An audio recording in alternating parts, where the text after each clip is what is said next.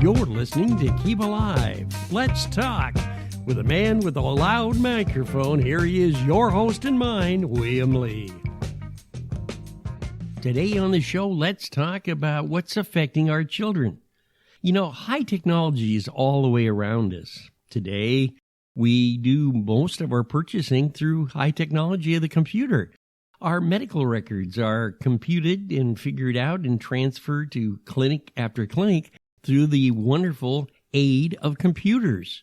Cell phones have taken over our lives. We couldn't live without a cell phone, but actually a cell phone now has developed itself into more than just a cell phone.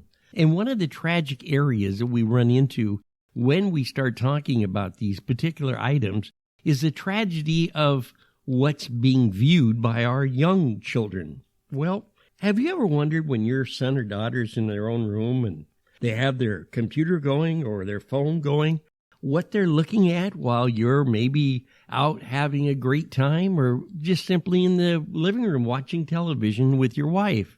That's the scariest part that I'm going to bring out today.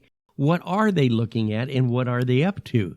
Well, to really understand the whole, what I consider emotional trauma that is being brought on, I have got my friend Rosie, who helped me find some article information considering this topic tonight on the internet. And I'm going to let Rosie introduce to you part one of what the problem I feel is with children, cell phones, and the internet.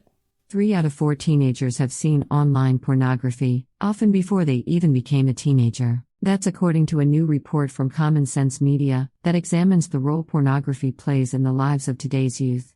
Now, you have to admit, those are staggering figures, and you probably never even thought about it or paid any attention to it. All of a sudden, you were probably thinking, well, wait a minute, I know that they are really stressing parental guidance when it comes to the use of a computer. I always thought it was over the violence of the games that they were playing or some of the information that they were getting that really children don't need to have access to. But I never thought about, and bingo, there's the word, I never thought about children of different ages looking at pornography. Pornography is without a doubt a disease that's attacking the morals of our youth and destroying those morals.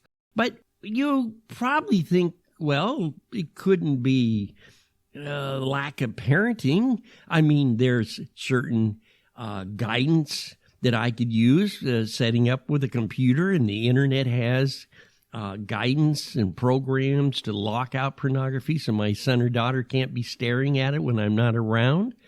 And there's other tools that can be used. So why should we talk about this when we just adjust the tools and move on to other subjects? Here's the reason why. Number one, pornography is a multi-billion-dollar business, and it is increasing in value every day. In fact, it's kind of tied up now with how much fentanyl can be shipped into the United States. That's a terrible, terrible example or, I guess, statement to be made. But pornography is around us all over. You know, back in the old days, pornography was, well, a little different than it is today. Simply because back in the 50s or so, we had magazines which were considered adult entertainment magazines. Nobody will ever forget the big old day that Playboy kicked off its first edition with Marilyn Monroe. It was a real eye-gatherer for the adult world and a teaser for the younger generation. And what has happened from there?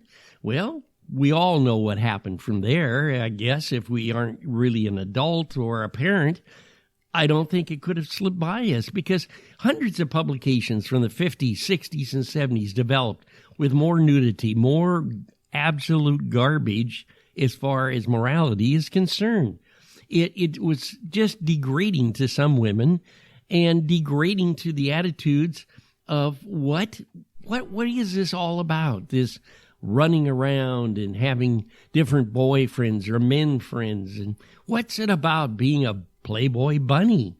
All the wonderful advertising that was done. Can you imagine what the effect that had? Well, Sure you can, because immediately you knew that the bookstores, for the first big movement, was censorship was putting a brown wrapper around the magazine so kids couldn't walk by and see oh, look at that, look at that. They couldn't see the picture on the outside. Or when we sat down and had a dinner around the table and talked to the kids, we didn't worry about bunnies running around, Playboy bunnies, did we? Most of the big nightclubs at that time that were owned by the great Playboy entrepreneur of all times was pretty well downplayed, and there wasn't a lot going on. Sure, I know what you're thinking. Oh, I'll bet you a lot of little kids, not in the ages between 1 and 7 or 8, were involved in this. But as we get a little bit older, the inquiry, the information, why, the curiosity really builds. And I'm sure that you probably remember as a kid, Naughty magazine that you got your hands on when your folks weren't looking. Of course, at that time, we had more control over our kids and what they were viewing. But now things have changed. The cell phone, the computer, you can sit down and Google it. Oh, let's see. Naked lady. I can remember back in the 1960s when I was in grade school, and no, there was no dinosaurs running up and down the hallway ringing the bell. But I can remember how the teacher had to sit down very calmly at his desk, look at all of our smiling young faces, and explain to us that we are going to be seeing a picture of the African colonies during some of the times that we were learning about wonderful things of cultures. And that was about all he could really say to begin with, because he started stuttering, and then he would back off and say, well, now we're going to see some pictures of women without any blouses on. So I don't want any funny business going on. We are watching this because this is the culture in this particular area in Africa. That was my first exposure, really, woman's body. Nowadays, you pick up the cell phone, every type of product that we want to sell, or any type of glamorous, celebrated a celebrity on television, especially females, usually have dresses that are a little bit, well, shall we say, interesting as far as viewing the human body is concerned. Kids go to school now and think about, I wonder what I can see because I got my cell phone and Johnny showed me a picture. For the most part, it's not the job of school staff to worry about what kids are looking at on the internet or sending over their phones. Facts like this are scary, folks. Okay, schools should not be running around checking cell phones. Now, the controversy with kids in schools on cell phones hasn't just started. It is an atomic explosion. You can find that kids have taken pictures of students that shouldn't have been taken. You can see that videos by students that were upset over the way the teacher was controlling the classroom or bullying students ended up going completely viral over different platforms in social media. Schools have a tough time figuring out what to do with the cell phone. Most parents want to have their kids to have a cell phone because they can put a tracking app on the phone and find out where their kids are at or what they're maybe doing at that moment and be able to say, hey, Johnny, how are you? How's school? Or, are you home yet? You call me the minute you get home so they can make sure that they're safe and at home. That's just the beginning of what a cell phone, as you can tell, can do in the classroom in schools. Yes, parents should be wise that students at school can and do look at pornography when nobody's paying attention. And this is, I consider it a very serious situation, especially when it comes to cell phones that we depend on to keep track of our children. Rosie's got some other ideas that she'd like to mention, and here's what she says about phones and kids. This sort of preparedness is especially pertinent today because smartphones enable kids to look at porn and sex during school hours. Now, that gives you kind of more of an idea of what's going on. But let's talk about what is even evolving from there. And this is what, to me, is absolutely scary. The factor is now that parents rely, as I mentioned, on the cell phone to, I guess, be another parent to the child, which is totally ridiculous.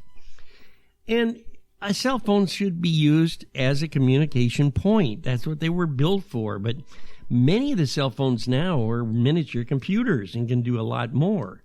So let's look at what we can think about and move forward when it comes to schools cracking down and parents working with schools to get the guidance for the child to make cell phones usable for schools and still help the parent keep track of the child.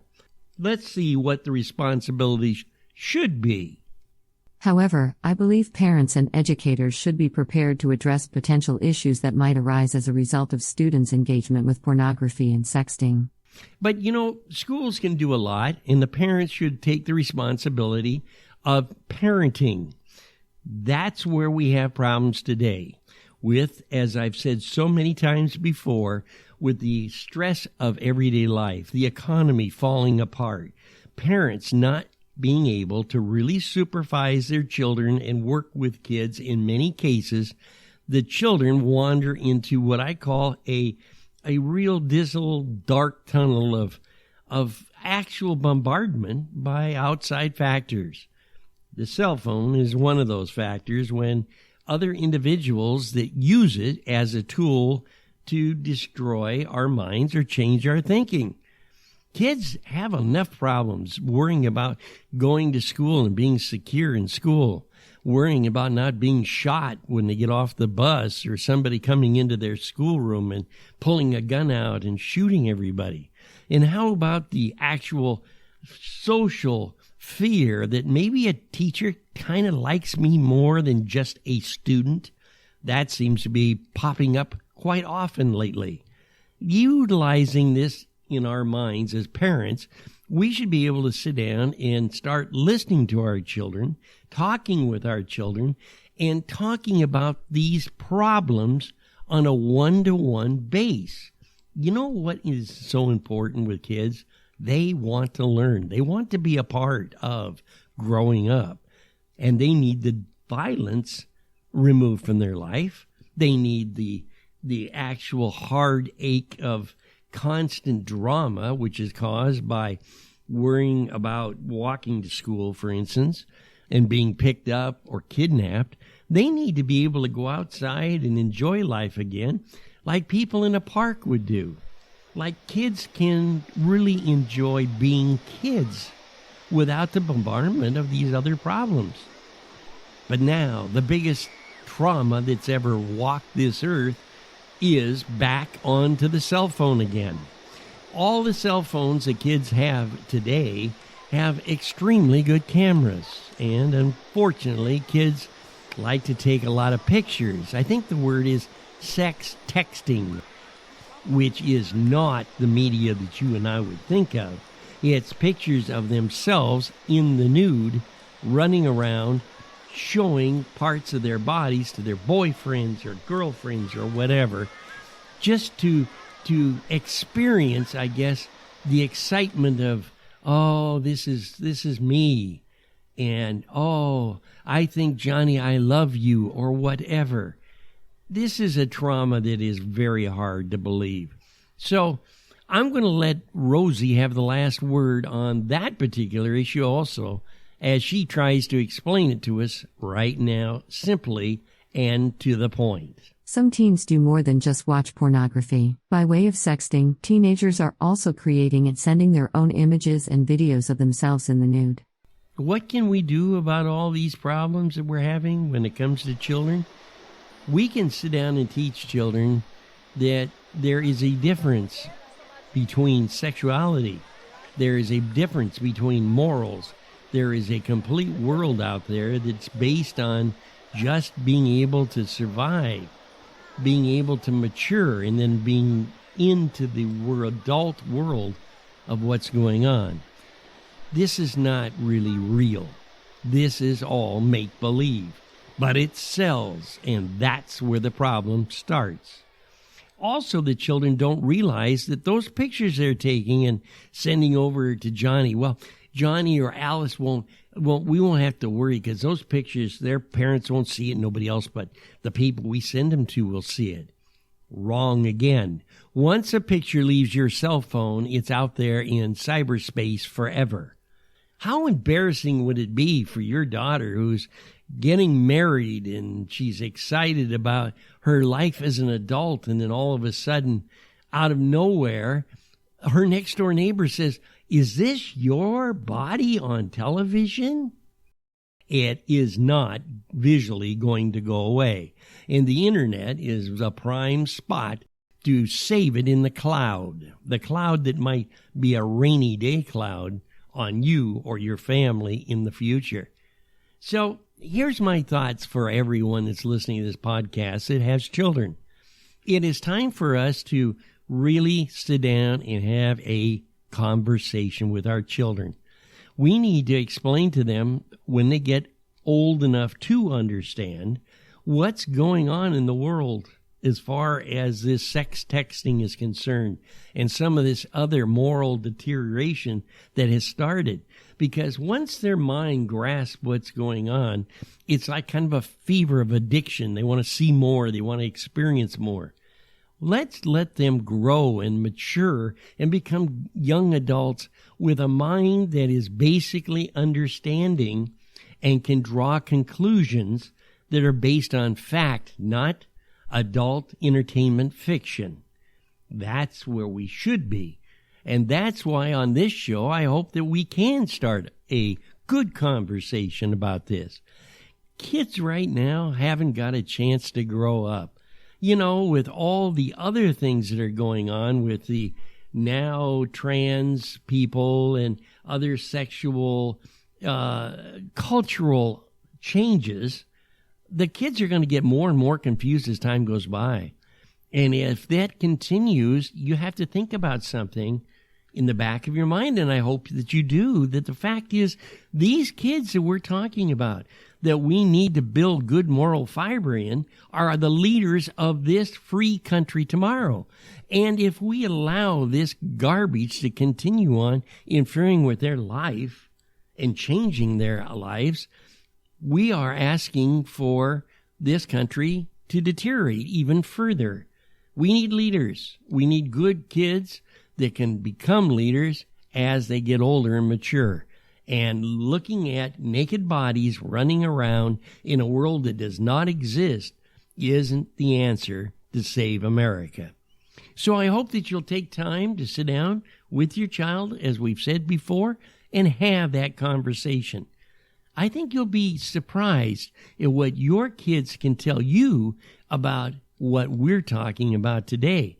And maybe even you'll be able to understand where their world is coming from when it comes to high tech. I hope that you'll take that time and make sure you plant in their minds one thing. Reality is reality. Be truthful to yourself. Be a type of individual who has integrity, morals, and wants to move forward as an American, because we live in the proudest country in the world, the strongest country in the world. And you kids, once you're ready, will be taking the reins on to build the companies, the agriculture, to go into different fields that you will be interested in actually improving.